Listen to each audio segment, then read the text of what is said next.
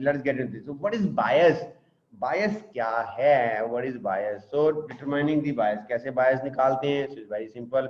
Bias is the difference between the observed average of measurement value and the reference value. तो bias किसका difference होता है? Bias the difference between the observed जो value आपकी निकली है, राइट, जो आपकी ऑब्जर्व्ड एवरेज वैल्यू है माइनस जो है वो रेफरेंस वैल्यू। अब ये ऑब्जर्व्ड एवरेज वैल्यू क्या होती है और रेफरेंस वैल्यू क्या आती है, मैं आपको बताता हूँ। Reference value is also called true value.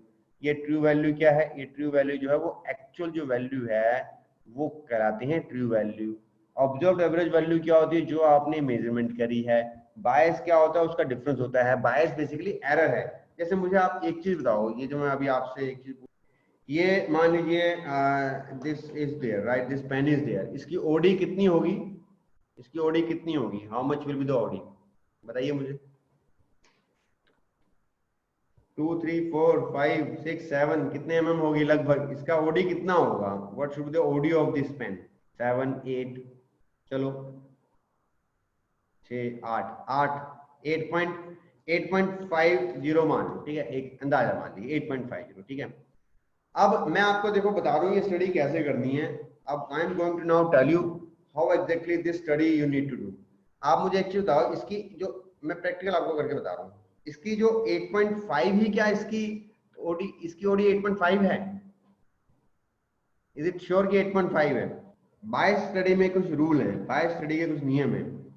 Bias study के नियम ये है, सबसे पहले आपको जो जिस सैंपल जो आप ले रहे हो वो फिक्स करना पड़ेगा, यानी you fix the sample, whatever sample you are taking, fix the sample. आप ऑपरेटर भी सेम रखो, यू फिक्स द ऑपरेटर। अगर आप अपनी घर में स्टडी कर रहे हो तो you fix the operator also. और आपको उसके पॉइंट भी फिक्स करने पड़ेंगे, you have to fix the point कि किसका आप जो है मेजरमेंट लेने वाले हो। आपने क्या करना है, कम से कम 20 से 25 बार या 20 टाइम मिनिमम आपको इसकी क्या लेनी है? रीडिंग लेनी है। तो मान लीजिए जैसे फॉर एग्जांपल 8.35, 8.36, 8.37, 8.3, 8.37, 8.36, इस तरीके से आ गई 8.3, ठीक है। ये कितनी बार आपको लेनी है? कम से कम 20 से 25 बार। इसका जो एवरेज आएगा उस एवरेज को हम क्या कहेंगे? उस एवरेज को हम क्या कहेंगे? उसका वर्ड है observed, observed average value, observed average. मान लीजिए इसकी ऑब्जर्व्ड एवरेज वैल्यू कितनी आई? 8.36 इसकी ऑब्जर्व्ड एवरेज वैल्यू है। और आपने क्या किया, मैं आपको जैसे एग्जांपल दे रहा हूं, इसको आपने भेजा लैब में भेजा, या इसको higher level of higher accuracy वाले इंस्ट्रूमेंट से आपने मेजर किया, और उसने जो है वो आपको बताई कि भाई साहब इसकी जो ट्रू वैल्यू है, जो इसकी एक्चुअल जो वैल्यू है ना, जो इसकी ट्रू वैल्यू है, जो एक्चुअल वैल्यू है, या इसकी रेफरेंस जो वैल्यू है, मतलब जो एक्चुअल वैल्यू है वो कितनी है? उसने कहा इसकी जो रेफरेंस वैल्यू है वो कितनी है? इसने कहा इसकी रेफरेंस वैल्यू कितनी है? 8.37। अब इसका मतलब क्या हुआ? इसमें क्या है? एरर है। कौन सा एरर है? ये एक्यूरेसी के एरर है। And what will you say? What is that error? That error is called bias. तो बायस का फॉर्मूला क्या है? बायस कैसे निकालते हैं? ये कौन निकालता है? Bias is equal to average minus reference value. Bias is equal to observed average value minus reference value. अब मैं एग्जांपल लेके भी आपको बताने वाला हूं। यहाँ पे आप देखिए यहाँ पे आप देखिए बायस क्या है? Bias is the difference, bias is the difference between observed average value minus reference value. अब मैं आपको बता देता हूं ये ऑब्जर्व्ड एवरेज वैल्यू कौन मॉनिटर करता है? ये average observed value is measure by you, आपके द्वारा मेजर की जा रही है, right, positive measure by you. और ये रेफरेंस वैल्यू आपको कौन बताता है? Reference value is the actual value, true value. और ये कौन बताता है? इसको आपको मेजर करना है higher level of instrument. Higher level of instrument का मतलब क्या होता है? वो लेबोरेटरी का इंस्ट्रूमेंट हो सकता है, वो हायर एक्यूरेसी का इंस्ट्रूमेंट हो सकता है। तो जो रेफरेंस वैल्यू कह रही है, जो मतलब ये वो वैल्यू नहीं है, ये वो डाटा नहीं है जो ड्राइंग में लिखा है। No, it is the data which is basically taken by the higher level of instrument या लेबोरेटरी ने जिससे लिया है। तो आप माने चलो जो ये बता रहा है वो बिल्कुल एक्यूरेट है, ये सही है, तो that is the reference value. और ऑब्जर्व्ड एवरेज वैल्यू क्या है, जो आप मॉनिटर कर रहे हो। तो बायस क्या है, is the difference between the observed average value and the reference value.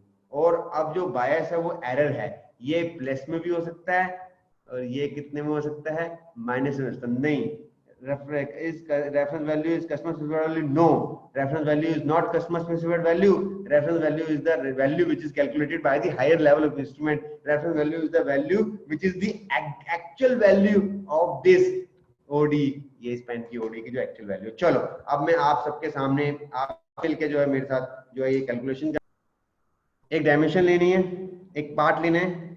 You take one part, एक पार्ट सिलेक्ट कर लीजिए। कितने mm का लेंगे,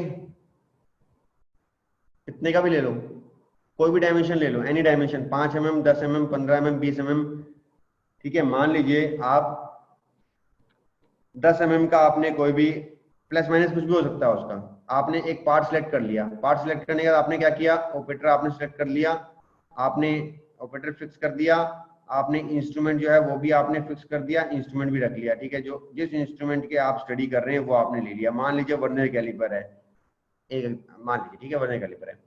अब आपको क्या करना है, what you need to do, जो आपका पार्ट था उसे आप क्या करो, जो आपका लैब था, ठीक है, उसमें आप क्या कर लो, इसकी वो उस रीडिंग की जो मतलब हायर लेवल ऑफ जो इंस्ट्रूमेंट है, यानी जो बंदा कैपेबल है, काबिल है स्टडी पर्पज से, है ना, हायर लेवल ऑफ इंस्ट्रूमेंट है, जो कम इंस्ट्रूमेंट यूज होता है लैब में, उससे आप इसकी रेफरेंस वैल्यू पता लगा लो। उसको बोलो भाई ये पार्ट है, इसको मुझे 20 बार मॉनिटर कर लो, उसकी एवरेज बता दे, तो बता देगा भाई इसकी जो एक्चुअल डायमेंशन है, इसकी जो एक्चुअल डायमेंशन जो आ रही है उस पार्ट की, वो आ रही है 10.03 आ रही है। तो उसने आपको क्या दे दी, रेफरेंस वैल्यू दे दी, उसने आपको क्या दे दी, रेफरेंस वैल्यू दी। अब आपको क्या करना है, अब आपको निकालनी है इसमें एरर कितना है, यानी 10 mm पे कितना एरर है, इस इंस्ट्रूमेंट 10 mm पे कितना एरर। अब आपने क्या किया, अब आपने चलो जी कितनी बार, 20 बार रीडिंग ली, जैसे फॉर एग्जांपल 10.01, 10.02, 10.03, 10.04, 10.03,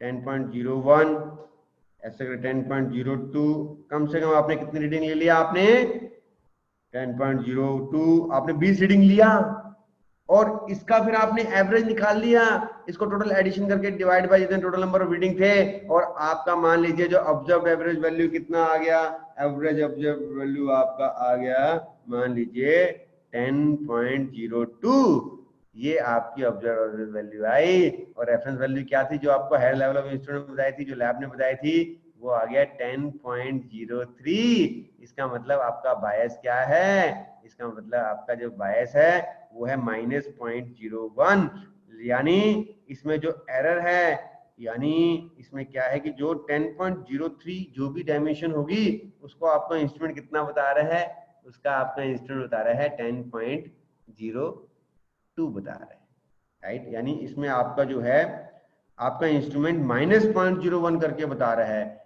इसका मतलब क्या है, bias error is, bias is how much, -0.01 mm, ये आपका एरर है -0.01 mm। इसका मतलब क्या हुआ कि जो भी आप इस इंस्ट्रूमेंट से, जो भी आप इस इंस्ट्रूमेंट से मॉनिटर करेंगे, जो भी आप इस इंस्ट्रूमेंट से मेजर करेंगे, आप उसमें +0.01 क्या कर लोगे, ऐड कर लोगे।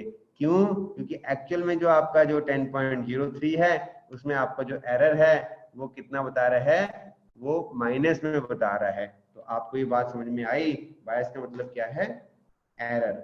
लेकिन यहाँ पे एक बात ध्यान देने की है, आपने ये एरर जो देखा था ये कितने mm पे देखा था, आपने एक 10 mm पे देखा था, एक पॉइंट पे देखा था, यानी 10 mm पे देखा था। अब ये जो आप कैलिब्रेशन वाली रिपोर्ट उठा के देखना, वो क्या करता है, वो आपको बताता है कि 10 mm पे, 50 mm पे, 100 mm पे, 150 mm पे, आपने देखा कैलिब्रेशन रिपोर्ट कल उठा के देखना, वो आपको दिखाएगा कि जो उसका आपका जो मतलब over a period of range, अलग अलग रेंज में बताएगा क्या एरर है, क्या एरर है, अलग अलग रेंज में आपको बताएगा। तो मैं कह रहा हूँ उस कंसेप्ट में नहीं आ रहा। आप मुझे बताइए अगर आपको ये कंसेप्ट क्लियर हुआ नहीं हुआ, व्हाट इज बायस?